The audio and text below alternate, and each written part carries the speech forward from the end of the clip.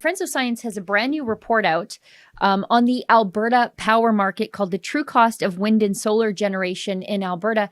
Michelle, how can there be a true cost? Because advocates of green energy keep telling me that it is completely free. The wind blows, it creates electricity, everything's fine, the sun shines, we create electricity. No cost to anybody, right? Yes, well, those are some of the big myths about renewable energy. And the real issue is that the power markets are very, very complex. The power grid is very complex, very difficult to understand for ordinary people. So it's quite easy for people to be led astray. And, there are many hidden costs related to wind and solar in terms of both direct subsidies, indirect subsidies, and issues like transmission lines, where wind and solar are often quite remote from cities, but cities are where you need the power. So you have to build transmission lines, or wires as people often refer to them.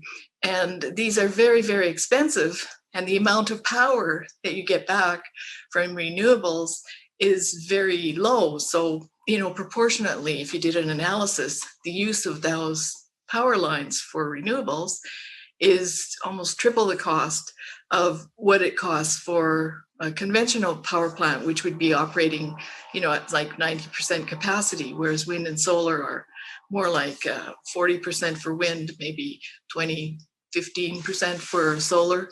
So anyway, our professional engineers went through and did a very detailed analysis of the true cost of wind and solar for Alberta. And it's really staggering. And the thing is, we've recently seen all kinds of news articles saying, wow, look at this, isn't it great that here's Alberta, we used to be the oil sands empire. I've got my oil sands t-shirt on.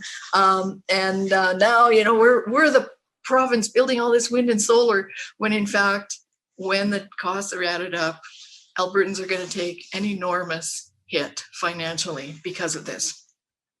Now, I do want to say this is nobody's fault. It's not that the government has made a bad rule or something.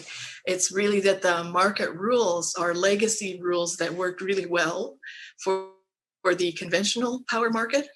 But with these new innovations like wind and solar and things like power purchase agreements and virtual power purchase agreements, this is where we're now suffering these unintended consequences. So before we went on air, you and I were talking about the fact that like Amazon is buying virtual PPAs here so they can look green and claim that they're 100% renewable. Well, who's subsidizing Amazon out of that? We are. I hope people will have a look at the report and understand that with a few market tweaks, we could better manage this potentially catastrophic situation. Yeah, I think that's one thing that people don't understand is that, as you point out, there's nothing illegal happening here. This is just the unintended consequences of making a new technology fit an old market structure. And Right. Alberta taxpayers and ratepayers, we are now subsidizing places like Amazon, one of the world's most wealthy companies, biggest companies, to greenwash themselves so they can pat themselves on the back for being clean and green because they're buying these virtual power purchase agreements. Right. And, another thing that we often hear, the media also has recently touted batteries, large battery, grid scale batteries as sort of the solution to power Alberta. And I just want to read a little segment here from the report. So we hear statements like this 80 megawatt solar project will produce over 195,000 megawatt hours of renewable energy to the grid, or enough energy to power more than 18,000 Canadian homes for a year. So this sounds fantastic, but it ignores the fact that the wind and solar generators cannot meet consumer demand when the wind's not blowing or the sun's not shining. So that's why we need the conventional backup. So advocates argue that renewable generation can be backed up with batteries. Yeah, that's easy. BESS systems, they store the renewable energy and then they can release it later. which sounds good. And there are applications where that's useful.